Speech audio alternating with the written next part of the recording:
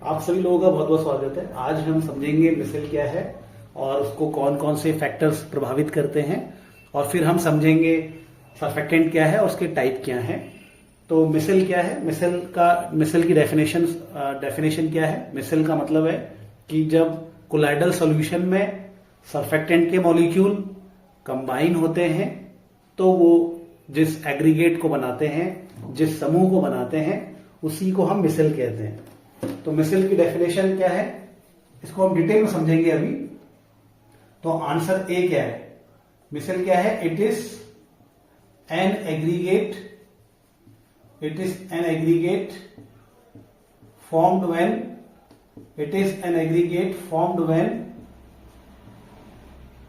surfactant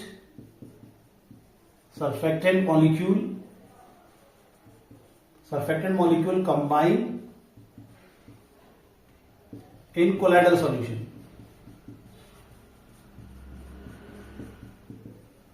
ठीक है, तो जब सर्फेक्टेंट मॉलिक्यूल कंबाइन होंगे तो जो समूह बनता है उसको हम क्या कहते हैं? उसको हम मिसल कहते हैं।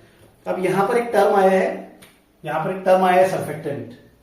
ये सर्फेक्टेंट क्या है, इसको हम पहले समझ लेते हैं, क्योंकि इस डेफिनेशन में शुरुआत ही इससे हो रही है कि सर्फेक्टेंट मॉलिक्यूल कंबाइन हो गए और सर्फेक्टेंट मॉलिक्यूल के कंबाइन होने से जो एग्रीगेट बना, उसी एग्रीगेट को हमने क्या कहा? उसी गुच्छे को हमने क्या कहा? मिसल कहा। तो अब हम यहां पे समझेंगे कि ये सर्फेक्टेंट मॉलिक्यूल असल में क्या है। तो हम सर्फेक्टेंट मॉलिक्यूल को हम समझ लेते हैं। हम ए आंसर को दोबारा लिखेंगे। ए आंसर में हमें दूसरा पार्ट है factor affecting the micelle formation, तो उसको हम दोबारा लिखेंगे थोड़ी देर में। अभी हम बी आंसर को पहले देख लेते हैं कि भैया ये सर्फेक्टेंट आखिर किसको बोलते हैं, ये सर्फेक्टेंट क्या है, सर्फेक्टेंट क्या भला है। तो सर्फेक्टेंट क्या है बच्चों? सर्फेक्टेंट को डिफाइन करना है तो बस इसी डेफिनेशन को दोबारा लिख दीजिए, आपकी सर्फेक्टेंट की डेफिनेशन भी हो जाएगी। कोई पूछेगा सर्फेक्टेंट क्या है तो आप बोलना कि सर्फेक्टेंट उसको बोलते हैं जो मिसल का निर्माण करता है। सर्फेक्टेंट उस मॉलिक्यूल को बोलते हैं जो मिलकर किसको बनाते हैं? मिसल को बनाते हैं, वो है सर्फेक्टेंट। लेकिन अभी तो थोड़ा डिटेल में समझेंगे, लेकिन अभी डेफिनेशन क्या लिखेंगे? डेफिनेशन लिखेंगे दोज मॉलिक्यूल्स से ऊपर वाली डेफिनेशन को रिपीट करना है। Those molecule which form micelle are surfactant, वो सर्फेक्टेंट है। अब डिटेल में समझते हैं सर्फेक्टेंट को, और ये भी समझेंगे कि सर्फेक्टेंट मिसल कैसे बना रहा है और ये मिसल है क्या, इसको हम डिटेल में समझेंगे। तो सर्फेक्टेंट को समझने के लिए हम सर्फेक्टेंट के टाइप्स होते हैं, सर्फेक्टेंट के एग्जांपल्स होते हैं, लेकिन हम एक बहुत ही बेसिक सा एग्जांपल उठाएंगे और वो है हमारे पास सोप का। सोप एक सर्फेक्टेंट होता है, ध्यान रखना। तो सोप को हम लेकर समझते हैं सर्फेक्टेंट और कैसे मिसल बना रहा है और सर्फेक्टेंट क्यों कहा गया है। तो सोप क्या होता है? सोप इज एग्जाम्पल क्या है इसका? सर्फेक्टेंट का एग्जाम्पल क्या है? सोप। इसका एग्जाम्पल एक सोप होता है। ठीक है, तो आखिर सर्फेक्टेंट मिसल कैसे बना रहा है उसको मैं समझा रहा हूं आपको। हम ये क्वेश्चन का answer factor affecting the micelle formation भी देखेंगे, और हम सर्फेक्टेंट के टाइप क्या क्या होते हैं इसको भी देखेंगे। अभी आगे को पहले हम सर्फेक्टेंट के बारे में और बेहतर तरीके से समझ लेते हैं।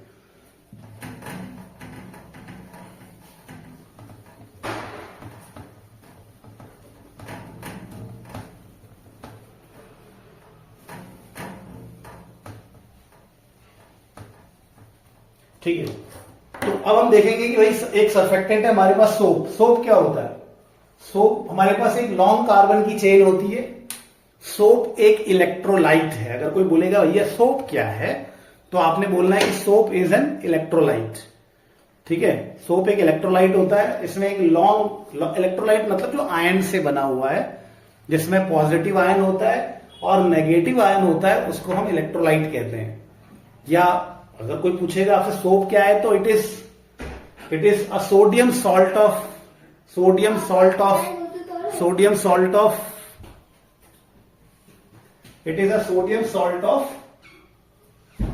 कार्बोक्सिलिक एसिड, ऐसा भी बोल सकते हैं। It is a sodium salt of carboxylic acid, long chain carboxylic acid. तो एक लंबी सी कार्बन की चेन होती है, लगभग 17 कार्बन के आसपास इसमें कार्बन होते हैं। तो एक लॉन्ग कार्बन की चेन होगी, इसके एंड में, इसके एक एंड में CO नेगेटिव होता है, Na प्लस होता है। तो कोई पूछेगा भाई सोप क्या है, तो ये आपका कार्बोक्सिलिक एसिड है। COOH क्या होता है, कार्बोक्सिलिक एसिड होता है। तो ये हमारा एक कार्बोक्सिलिक एसिड है, लॉन्ग चेन कार्बोक्सिलिक एसिड। और लॉन्ग चेन कार्बोक्सिलिक एसिड को हम कहते हैं एलिफेटिक कार्बोक्सिलिक एसिड भी बोल सकते हैं इसको। लंबी खुली हुई श्रृंखला को एलिफेटिक बोला जाता है। तो ये एक लॉन्ग चेन कार्बोक्सिलिक एसिड है और इसके हम H को रिप्लेस कर देते हैं, इसके H को रिप्लेस करते हैं Na प्लस से। तो बच्चों ये एक सॉल्ट बन जाता है, sodium salt of carboxylic acid. और यही किसका एग्जाम्पल है, यही क्या है, सोप है। अब ये एक सर्फेक्टेंट कैसे है, ये आखिर मिसल कैसे बना रहा है, इसको समझते हैं। तो ये सोप मॉलिक्यूल में बच्चों जो टेल पार्ट है, जो सोप मॉलिक्यूल में पूंछ वाला हिस्सा है, इसको हम बोलते हैं पूंछ वाला हिस्सा, इसको टेल बोलते हैं लॉन्ग चेन को। तो ये जो टेल वाला हिस्सा है, जो पूंछ है, इसको हम, ये टेल हो गई, इसको टेल बोला जाता है। ये कार्बन और हाइड्रोजन से बनी है। तो ये जो टेल पार्ट है, ये किससे बना हुआ है, ये कार्बन हाइड्रोजन से बना है। तो ये हाइड्रोकार्बन पार्ट है। और हाइड्रोकार्बन जो पार्ट होता है, हाइड्रोकार्बन पार्ट नॉन पोलर होता है, उसमें कोई चार्ज नहीं होता। तो हाइड्रोकार्बन पार्ट कैसा होता है, non polar, it is a non polar. तो ये नॉन पोलर होता है। अब क्योंकि ये नॉन पोलर है, इसमें कोई चार्ज नहीं है, तो ये पानी को पसंद नहीं करेगा। पानी चार्ज होता है, पानी में पोल्स होते हैं, वाटर में एक पोल है, वाटर में हाइड्रोजन पे पॉजिटिव और ऑक्सीजन पे नेगेटिव चार्ज होता है। तो ये वाटर को पसंद नहीं करेगा, इसलिए हम इसको कहते हैं भैया ये वाटर को पसंद नहीं करता, तो इसको हाइड्रोफोबिक कहा जाता है। हाइड्रोफोबिक मतलब वाटर को ना पसंद करने वाला, फोबिया मतलब डरना। तो ये हाइड्रोफोबिक पार्ट है। और ये जो हेड पार्ट होता है बच्चों, ये इसको हेड पार्ट बोलते हैं। इसमें चार्ज है, ये पोलर है, ये चार्ज है, आयनिक है, इसीलिए ये वाटर को पसंद करता है, ये वाटर को अपनी ओर खींचता है, इसलिए इसको कहते हैं हाइड्रोफिलिक पार्ट कहते हैं। तो एक सर्फेक्टेंट में, खासकर सोप जो एक सर्फेक्टेंट है, इसमें एक चेन होती है जो कि हाइड्रोफोबिक है, और एक हेड होता है जो कि चार्ज होने की वजह से हाइड्रोफिलिक है। तो सभी सर्फेक्टेंट में ऐसा ही होता है, एक हाइड्रोफोबिक चेन होती है और एक हाइड्रोफिलिक हेड होता है।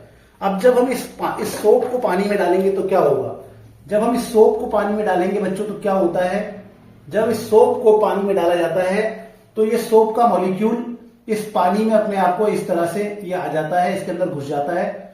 ठीक है, तो ये अभी पानी है, इसमें बिल्कुल सोप नहीं है। आप जब इसमें सोप डालेंगे तो सोप के मॉलिक्यूल अपने आप को, सोप एक सॉल्ट है, वो एक इलेक्ट्रोलाइट है, वो आयंस में ब्रेक हो जाएगा। ये इसकी चेन हो गई, यहां पर ये CO नेगेटिव हो गया, Na प्लस बहुत छोटा है, उसको मैं दिखाई नहीं रहा हूं, तो ये सोप का मॉलिक्यूल है। ऐसे ही करके और भी सोप के मॉलिक्यूल है, ये देखो बहुत सारे सोप के मॉलिक्यूल आ गए। कुछ सोप के मॉलिक्यूल बच्चों सरफेस में चले जाते हैं, तो कुछ सोप के मॉलिक्यूल को ऐसे करके हम सरफेस में दिखा रहे हैं। तो आप और सोप डालिए तो और सोप के मॉलिक्यूल यहां पे अंदर घुस जाएंगे, कुछ सोप के मॉलिक्यूल सरफेस में आ जाएंगे। और सोप के मॉलिक्यूल डालिए तो यहां सरफेस में सोप के मॉलिक्यूल धीरे धीरे क्या होंगे, बढ़ते चले जाएंगे, अंदर भी बढ़ रहे हैं, सरफेस में भी बढ़ रहे हैं। तो ये ऐसे करके सोप के मॉलिक्यूल धीरे धीरे पूरे पानी के अंदर और सरफेस में आना शुरू हो जाएंगे।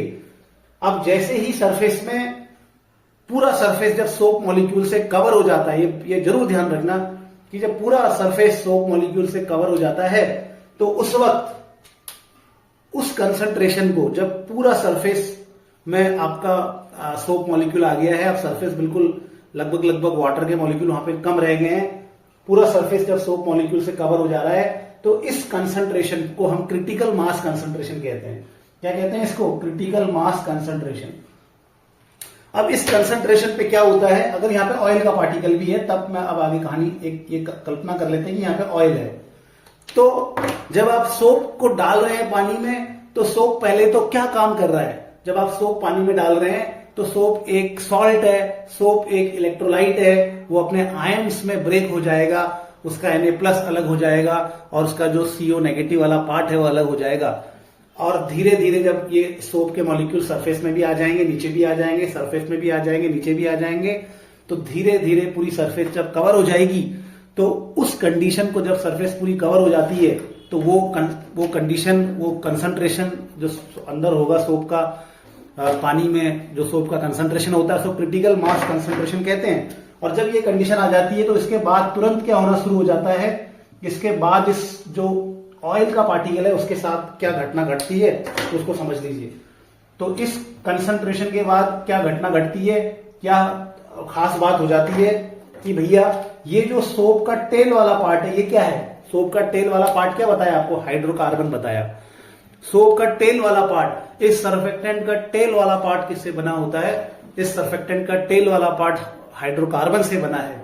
और सोप भी किससे बना होता है, सॉरी ऑयल भी किससे बना होता है, ऑयल भी हाइड्रोकार्बन होता है। तो ऑयल भी हाइड्रोकार्बन है और तेल भी हाइड्रोकार्बन है, तो सेम चीजें क्या करती हैं, एक दूसरे को प्यार करती है, मोहब्बत करती है।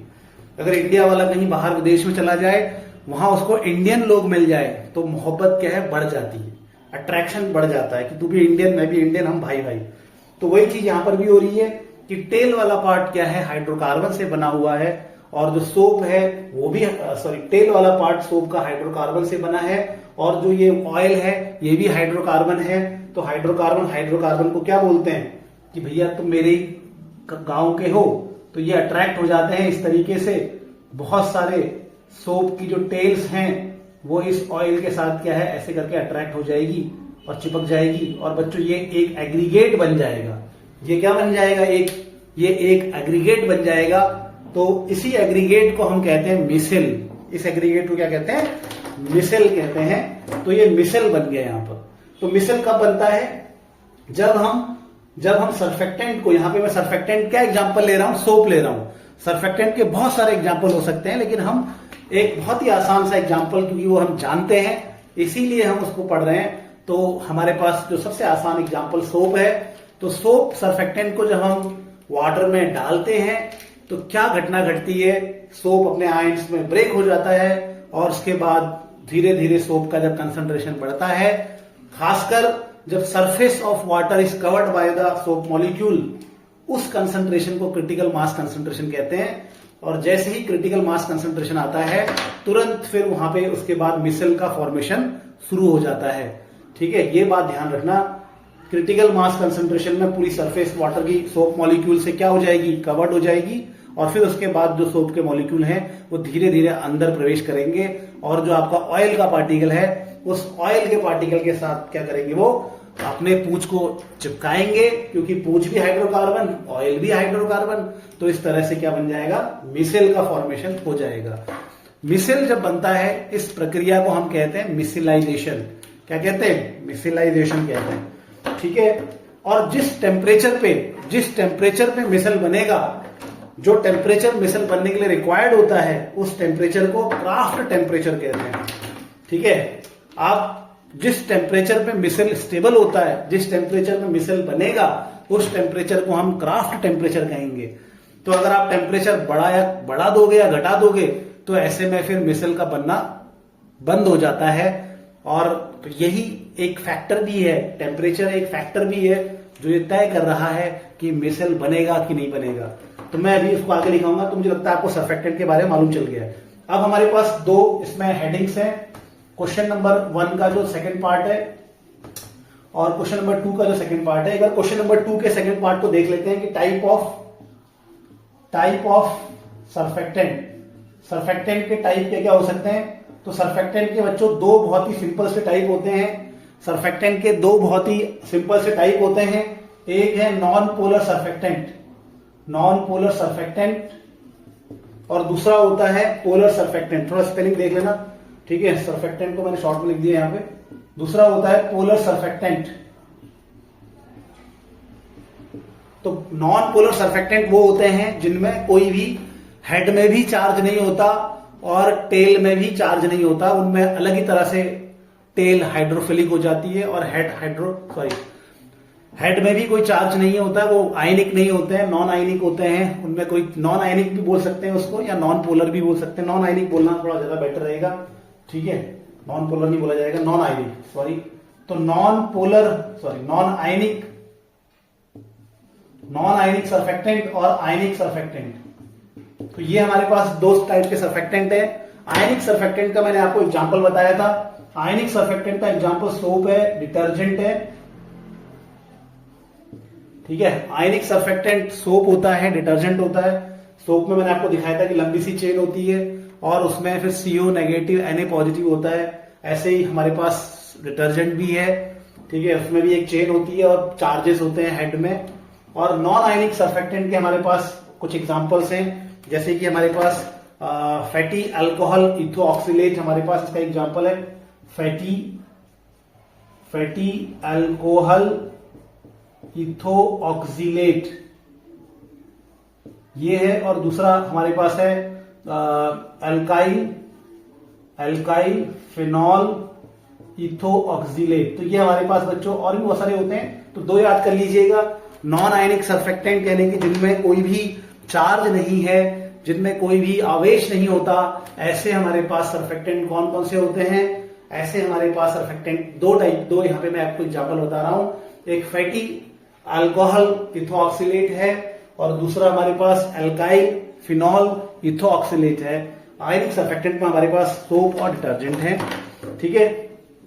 क्वेश्चन 1 का दूसरा पार्ट में आपको बता देता हूं कि कौन कौन से फैक्टर्स, ये आपका हो गया क्वेश्चन 1 का। हमारे पास पार्ट 2 जो है, आंसर हम देख रहे हैं क्वेश्चन 1 का पार्ट 2 का, कि फैक्टर्स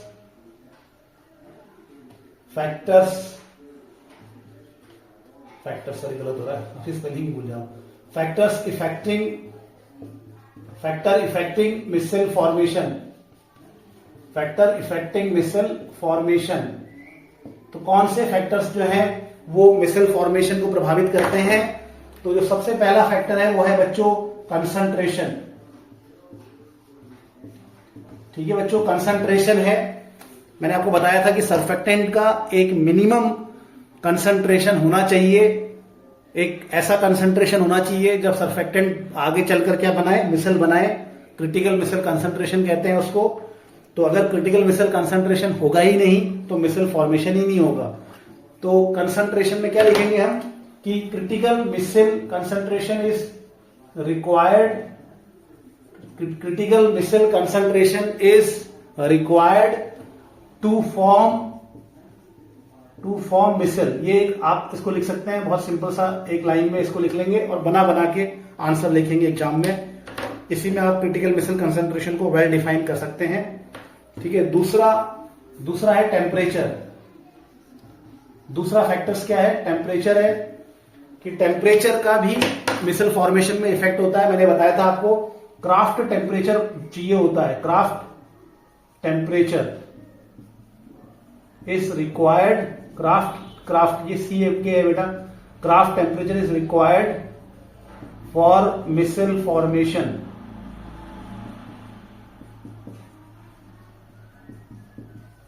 तो बच्चों अगर क्राफ्ट टेम्परेचर पूछेंगे तो क्या है, टेम्परेचर, मिनिमम टेम्परेचर जिस पर मिसल का फॉर्मेशन शुरू हो जाता है उसको हम क्राफ्ट टेम्परेचर कहते हैं, ठीक है। ऐसा नहीं कि आप हर किसी केस में 40 डिग्री सेंटीग्रेड पर ही मिसल बने, ऐसा जरूरी नहीं है। कुछ केसेस में 20 पर भी बनना शुरू हो जाएगा, कुछ केसेस में 30 पर बनना शुरू हो जाएगा। तो जिस टेम्परेचर पे मिसल का फॉर्मेशन होना शुरू हो जाता है उसी को हम क्या कहते हैं, क्राफ्ट टेम्परेचर कहते हैं। अब हम थर्ड देखेंगे। थर्ड है हमारा बच्चों वो है इलेक्ट्रोलाइट्स। इलेक्ट्रोलाइट हमने क्या बताया आपको बच्चों, इलेक्ट्रोलाइट का क्या मतलब है। इलेक्ट्रोलाइट यानी कि ऐसा कोई पदार्थ जो आयंस में बदल जाता है, आयंस में ऐसा कोई सब्सटेंस जो सॉल्यूशन में जाने के बाद आयंस में ब्रेक हो जाए, ऐसा कोई सब्सटेंस जो सॉल्यूशन में जाने के बाद आयंस में ब्रेक हो जाए, उसको हम क्या कहते हैं, इलेक्ट्रोलाइट कहते हैं। अगर आप इलेक्ट्रोलाइट डालेंगे तो वो मिसल के ऊपर प्रभाव डालता है। इलेक्ट्रोलाइट के एग्जाम्पल क्या क्या हो सकते हैं, जैसे कि NaCl है, वो एक इलेक्ट्रोलाइट है क्योंकि वो Na+ और Cl नेगेटिव में ब्रेक हो जाता है। ऐसे कुछ भी बोल दो, कॉपर सल्फेट CuSO4 वो भी एक इलेक्ट्रोलाइट है क्योंकि वो भी Cu2+ और SO4 नेगेटिव में ब्रेक हो जाता है। कोई भी एसिड एक इलेक्ट्रोलाइट है क्योंकि वो भी H+ और नेगेटिव आयन में ब्रेक हो जाता है। वैसे ही बेस भी इलेक्ट्रोलाइट्स होते हैं क्योंकि वो आयंस में सॉल्यूशन में जाने के बाद ब्रेक हो जाते हैं। तो जब आप इलेक्ट्रोलाइट डालते हैं तो इलेक्ट्रोलाइट क्या करते हैं, इलेक्ट्रोलाइट मिसल को उसके ऊपर प्रभाव डालते हैं, मिसल को प्रभावित करते हैं, उसके शेप को प्रभावित करते हैं। इलेक्ट्रोलाइट मिसल को कैसे प्रभावित करेंगे, इसको मैं एक बहुत ही सिंपल सा एग्जांपल दे देता हूं। मान लो कि ये ऑयल है, एक एग्जांपल के लिए ये ऑयल है और इसके चारों तरफ ये सोप के मॉलिक्यूल है, ये इनकी पूंछ है, ये इसमें नेगेटिव चार्ज है, पूंछ है नेगेटिव चार्ज है, पूंछ है नेगेटिव चार्ज है, पूंछ है नेगेटिव चार्ज है, ये पूंछ है नेगेटिव चार्ज है। तो ये ऑयल है बीच में और उसके चारों तरफ सर्फेक्टेंट हैं, सोप के मॉलिक्यूल्स हैं, चेन है और नेगेटिव चार्ज है। अब मान लो बच्चों आपने क्या किया, अब मान लीजिए आपने यहां पे नमक डाल दिया, खूब सारा नमक डाल दिया, तो नमक से क्या होता है, नमक से क्या होगा, नमक से बहुत सारे क्या बनेंगे, Na+ आयंस बनेंगे, पॉजिटिव आयंस बनेंगे। और फिर ये पॉजिटिव आयन क्या करेंगे, ये पॉजिटिव आयन क्या करेंगे, ये पॉजिटिव आयन इस नेगेटिव चार्ज को, जो हेड है, नेगेटिव हेड है, उसको अपनी ओर क्या करेंगे, खींचेंगे, उसको अपनी ओर खींचेंगे। इस तरीके से क्या होगा, इस तरीके से मिसल का जो शेप है उसमें बदलाव आना शुरू हो जाएगा, मिसल का जो स्ट्रक्चर है उसमें चेंज आना शुरू हो जाएगा और मिसल फॉर्मेशन प्रभावित होगा। तो इलेक्ट्रोलाइट क्या करता है, on addition of electrolyte, on addition of electrolyte, shape of missile change। ठीक है, तो हम जब इलेक्ट्रोलाइट ऐड करते हैं तो ऐसे में मिसल का जो शेप होता है उसमें क्या जाता है, बदलाव आ जाता है। Thank you very much.